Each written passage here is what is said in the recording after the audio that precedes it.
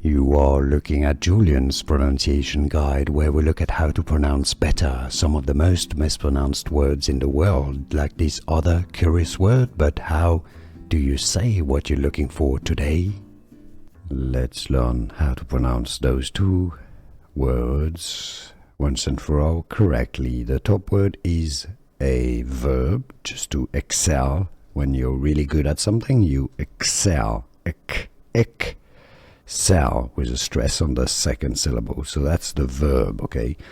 Now the second one is, which is a brand name, the name of a software by Microsoft, just to make spreadsheets, okay? It's also pronounced as Excel.